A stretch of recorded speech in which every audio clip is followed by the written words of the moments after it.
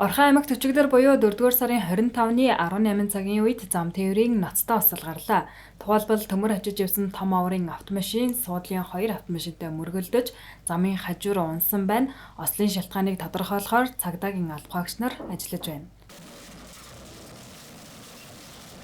За замын зэгдгийн засгаас бас Орхон аймгийн иргэд болон жолооч нартаа бас дараах хэдэн зүйлүүдийг анхааруулж илъя.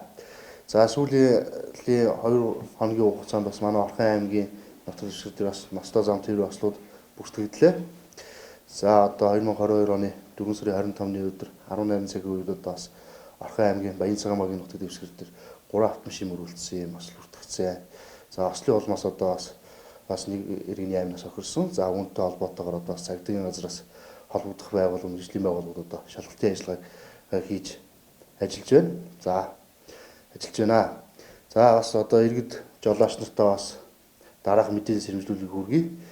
За орон нутгийн өрн талаан цаг ихсэнтэй холбогдуулан бас орон нутгийг зорж байгаа иргэдийн хөдөлгөөн ихссэн байна. Үүнтэй холбоотойгоор Орхон аймгийг дамжин өнгөрч байгаа өдөрт одоо 500-600 тв ажил өнгөрч байна гэсэн судалгаа гарсан. Тийм учраас иргэд маань бас хөдөө орон нутгийг зорих мөн одоо замын хөдөлгөөнд оролцсон явж байхдаа тээврийн хэрэгслийн бүрэн бүтэн байдлыг шалгаж бүрэн бүтэн байдлаа хянж үзсний дараа бас замын хөдөлгөөнд оролцооч гэдгийг хүсэж байна. Мөн одоо бас өөрсдийн тээврийн хэрэгслийг цаг хугацаанд нь бас үзлэг онцлогоонд нь оруулдаг.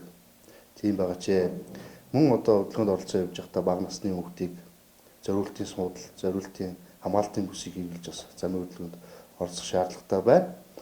Энэ одоо ингээд тийм учраас одоо иргэд маань одоо бас замын хөдөлгөөний дүрмээ биелүүлээд тэгээд замын хөдөлгөөнд оролцоорой гэж хүсэж байна.